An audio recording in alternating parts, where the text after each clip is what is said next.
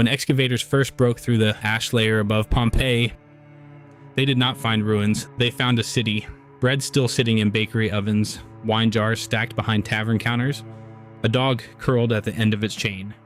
Everything frozen mid-moment, not burned, not looted, not slowly abandoned, sealed exactly as it was on a single afternoon and left untouched for nearly 2,000 years. That is what happened to Pompeii in 79 AD. And what makes the story so extraordinary is not simply that the city was destroyed. It is that its destruction was so complete, so sudden, and so chemically precise that the city essentially became a time capsule. A perfect, accidental archive of Roman provincial life. But to understand what was lost, you have to first understand what Pompeii was, and that requires going back much further than the eruption. Pompeii did not begin as a Roman city. Its origins stretch back to at least the 6th century BC, when it was settled by the Oscans, an Italic people indigenous to the Campanian plain in what is now southern Italy. The city sat at the mouth of the Sarno River, just south of the imposing cone of Vesuvius, which at that point no one had any reason to fear. The mountain was lush and green, its slopes covered in vineyards and farms. It looked like a gift, not a threat. Over the following centuries, Pompeii passed through Etruscan and Samnite hands before being absorbed into the expanding Roman Republic during the social war of the early 1st century BC. After a brief and brutal siege in 89 BC by the Roman general Lucius Cornelius Sulla, Pompeii was refounded as a Roman colony, resettled with Roman veterans, and gradually transformed into a thoroughly Romanized urban center. What followed over the next century and a half was a period of remarkable prosperity. The key issue in understanding Pompeii's rise is its geography. The city was not large by Roman standards. Its population at the time of the eruption is estimated between 11,000 and 20,000 people, but its location made it a significant commercial hub. The Sarno River connected the city to the interior of Campania, one of the most agriculturally productive regions in the entire Mediterranean world. And the Bay of Naples, just a few kilometers to the west, connected Pompeii to Rome's broader maritime trade network. Campanian wine and olive oil were exported across the empire. The volcanic soil of the region, enriched precisely by the same geological forces that would eventually destroy it, produced yields of extraordinary quality. Pompeii's merchants grew wealthy. Its landowners built elaborate townhouses called domus, decorated with painted murals, mosaic floors, and sophisticated garden courtyards known as peristylia. The city was, by any measure, thriving. It had a large amphitheater built in the 1st century BC, one of the earliest permanent stone amphitheaters in the Roman world. It had multiple bath complexes.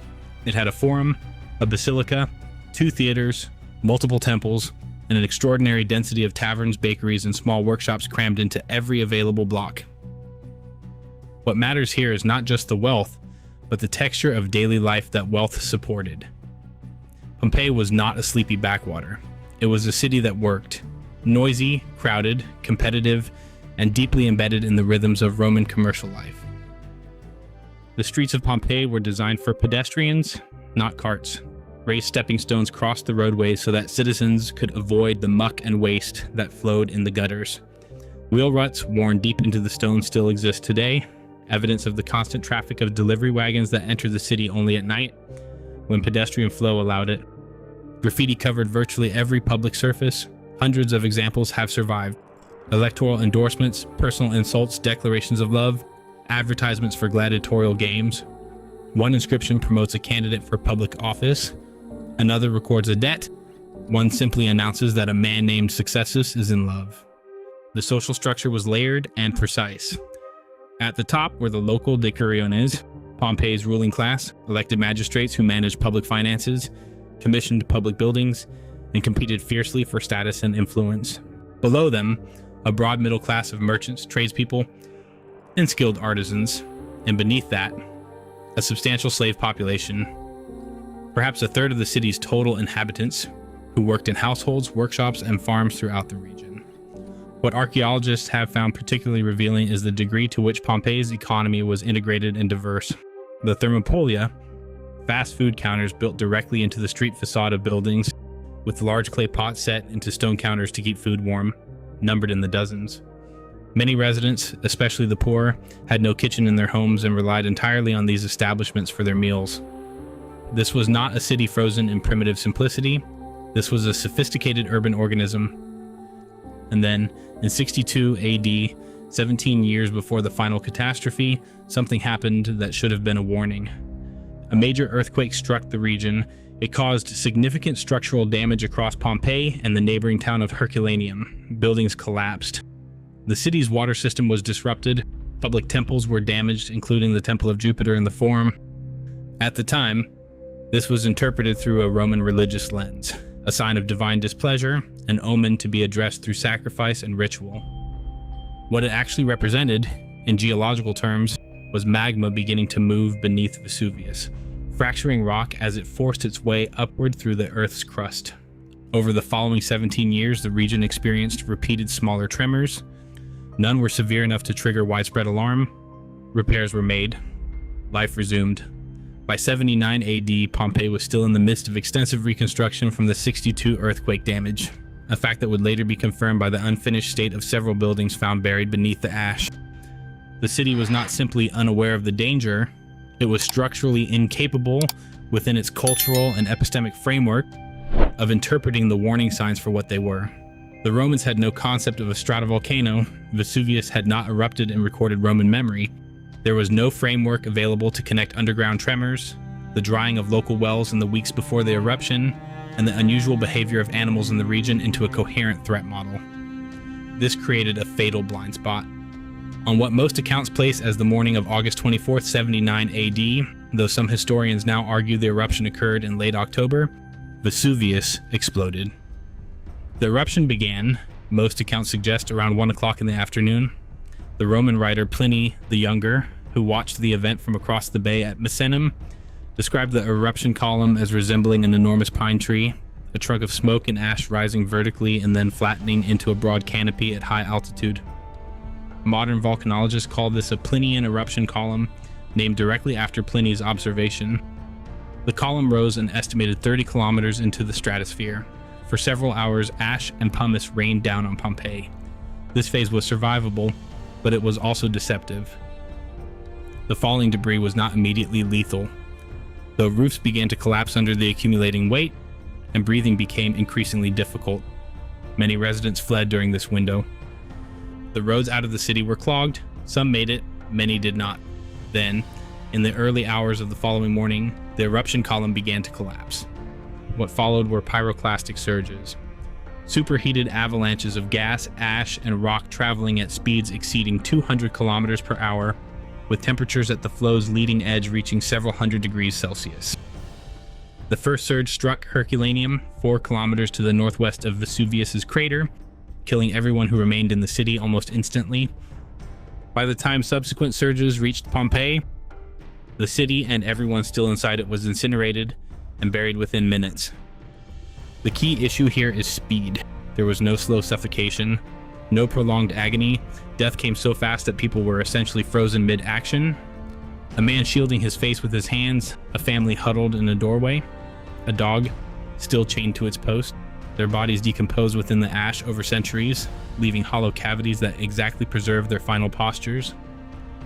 When archaeologists in the 19th century poured plaster into those cavities, what emerged were the casts you have likely seen, some of the most haunting artifacts in the entire archaeological record. Pompeii disappeared almost completely from historical memory. The towns of the region were not rebuilt.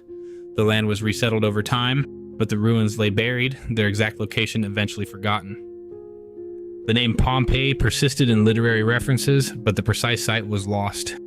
The rediscovery began in 1594 when an architect named Domenico Fontana was digging a channel to divert the Sarno River and encountered ancient walls. He noted them and moved on. It was not until 1748 that systematic excavation began under the direction of the Spanish military engineer Roque Joaquin de Alcubierre, commissioned by the Bourbon king Charles III of Naples. Even then, early excavations were more treasure hunts than archaeology, prioritizing valuable objects over contextual documentation. The intellectual framework that would transform Pompeii into one of the most important archaeological sites in the world came largely through Johann Joachim Winckelmann, the German art historian who visited the excavations in the 1750s and wrote critically about the chaotic methods being used. Winckelmann's work helped establish the principle that context mattered as much as the object itself, that where something was found and what surrounded it was inseparable from its meaning. It was a principle that Pompeii would spend the next 2 centuries teaching the world. What Pompeii ultimately gave historians was something almost without parallel, a cross-section of an entire living city preserved at a single moment in time. Every other ancient city we study has been altered, built over, demolished, and rebuilt across centuries of subsequent occupation. Pompeii was sealed. What was there in 79 AD is, with significant caveats, what archaeologists have been excavating ever since. The implications are extraordinary. We can read what people were writing on their walls in the days before the eruption. We can identify which businesses were open and which were closed for repairs. We can trace the diet of ordinary residents through the contents of their cookware. We can map social hierarchies through the size, location, and decoration of private homes. We have learned that Roman urban life was louder, more colorful, more economically integrated, and more socially complex than earlier generations of scholars assumed. The monochromatic marble of museums is a distortion. Roman statues and buildings were painted in vivid colors. The still, silent image of classical antiquity is a fiction produced by the accident of time. Pompeii gives us something closer to the actual noise, and it tells us something else too, something quieter and more unsettling. It tells us that complex, prosperous, sophisticated societies can disappear in an afternoon, that the warning signs are not always legible from the inside, that the systems we build, commercial, political, physical, are always more fragile than they appear when they are working well. The people of Pompeii were not reckless or ignorant. They were people living their lives inside a framework that simply did not have room for the catastrophe that was coming. In that sense, the city is not merely a relic, it is a mirror. What happened beneath Vesuvius was, in geological terms, a single event in an unbroken chain of volcanic activity that continues to this day. Vesuvius is still an active volcano. The 3 million people who live in the Naples metropolitan area remain, technically, within its potential impact zone. The science of monitoring volcanic activity has improved enormously, but the underlying problem, a large, dense human settlement built in the shadow of a geological system that operates on timescales far longer than human memory, has not changed. Pompeii asked a question in 79 AD that we have still not fully answered. How do you build a civilization that can read its own warning signs? That question, as it turns out, is not limited to volcanoes. History is full of systems that functioned brilliantly right up until the moment they didn't.